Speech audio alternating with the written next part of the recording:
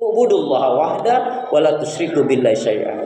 Bahkan Rasul menegaskan man mata wa lam yusyriku billahi syai'an dakhala jannah wa man mata yusyriku billahi syai'an dakhala nar. Barang siapa yang dia mati tidak musyrik, artinya tidak mensekutukan Allah, artinya mentauhidkan Allah, maka baginya surga. Tapi wa man mata yusyriku billahi syai'an dakhala nar. Tapi barang siapa yang dia mati musyrik, mensekutukan Allah, maka baginya adalah neraka. Yang kedua, amalan untuk menggapai surga itu adalah pastikan ibadah yang kita lakukan mengikuti tuntunan Rasulullah. Bukan katanya, apalagi naudzubillah min dzalik. Ya, kisah-kisah, cerita-cerita khurafat yang menyesatkan. Naudzubillah tsumma naudzubillah. Tapi bagi kita, bagi siapa saja yang ibadahnya betul-betul mengikuti Rasulullah, ada dua jaminan, dua garansi yang Allah berikan. Seperti Allah nyatakan di dalam surat Al-Imran, surat yang ketiga ayat yang ke-31, A'udzubillahi minasyaitonirrajim. Qul in kuntum tuhibbunallaha fattabi'uni yuhibbukumullah wa yaghfir lakum dzunubakum wallahu ghafurur rahim. Katakanlah ya Muhammad pada umatmu, kalau kalian benar-benar mencintai Allah, ikuti aku, yaitu ikuti Rasul. Jika ibadah kita betul-betul mengikuti Rasul, akhlak kita, kehidupan kita, rumah tangga kita, mencari nafkah rezekinya mengikuti Rasul, bahkan dakwah dan jihad kita mengikuti tuntunan Rasul, janji Allah yang pertama yuhibbukumullah, maka Allah akan mencintai kita, dan yang kedua adalah wa yaghfir lakum dzunubakum, Allah akan ampuni kesalahan dan dosa yang kita lakukan. Kemudian yang ketiga, siapapun yang menginginkan surganya Allah wajib berbakti kepada kedua orang tua. Ridallah fi ridal walidain wa sukhtillah fi sukhtil walidain. Keridhaan Allah tak pada ridhanya. Keridhaan Allah tertak pada ridhonya orang tua. Murkanya Allah pun tertak pada murkanya orang tua. Maka jangan pernah kita sakiti, kita zalimi orang tua kita. Siapa yang dia membahagiakan orang tuanya, berbakti pada orang tuanya, pasti akan diberkahi oleh Allah Subhanahu wa taala. Siapa yang diberi kekayaan yang melimpah ruah, kelebihan yang banyak duniawi, tapi dia lupa akan kebaikan orang tua, apalagi sampai menyakiti orang tuanya, maka sholatnya, ibadahnya nggak akan diterima oleh Allah Subhanahu wa taala. Dicabut keberkahan hidup dan ketenangan hidup. Naudzubillah min dzalik, dia akan susah dalam sakaratul mautnya, dan naudzubillah min dzalik, dia pun akan mendapatkan azab kubur.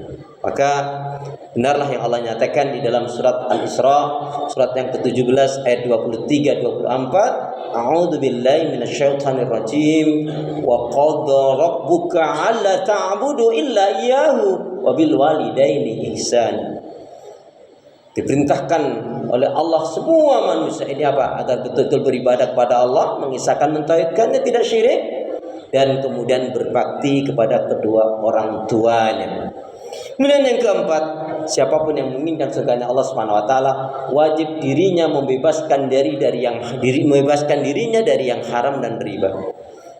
Tentang riba nanti jamaah sekalian, kembalinya dari sholat ini dibuka surat Al-Baqarah 275.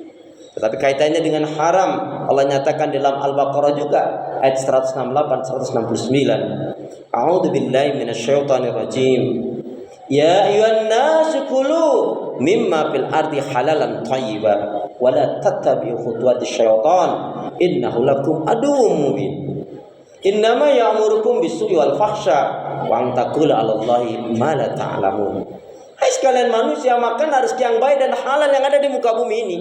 Tapi jangan sekali-kali kalian mengikuti langkah-langkah bisikan syaitan, karena sebenarnya syaitan adalah musuh yang nyata bagi diri kalian. Syaitan itu hanya mengajak pengikut kelompok golongannya untuk melakukan keburukan, kemungkaran, kekejian, maksiat dan dosa, dan mengatakan sesuatu terhadap Allah yang tidak kalian ketahui. Siapa yang ingin betul-betul menjadi ahli surga, siapa yang betul-betul ingin mendapatkan cinta, rahmat, pertolongan Allah, pastikan bebaskan diri dari yang haram dan riba. Dan selamanya kita tidak akan pernah hidup diberkahi oleh Allah, dirahmati oleh Allah, dicintai oleh Allah, dan rasanya sulit sekali untuk memasuki surganya Allah kecuali dengan taubat dan nasuha. Kalau kita masih berkelayut dengan yang haram dan riba, maka sulit sekali untuk mendapatkan rahmat cinta surganya Allah Subhanahu wa taala. Inilah di antara beberapa hal amalan yang hendaknya kita miliki untuk menggapai surganya Allah Subhanahu wa taala, dan kita minta mohon kepada Allah agar kita diberi kebaikan, kemampuan, dan kita betul-betul menjadi umatnya Rasulullah yang dimasukkan ke dalam surganya Allah. Amin ya rabbal alamin. Semoga bermanfaat bagi diri kita bersama. A'udzubillahi minasyaitonirrajim. Wal 'asr. Innal insana lafi khusr. Illal ladzina amanu wa 'amilus shalihat wa tawassaw bil haqq wa tawassaw bis sabr. Barakallahu li wa lakum fil Qur'anil 'azim. I'lamu anallaha ghafurur rahim.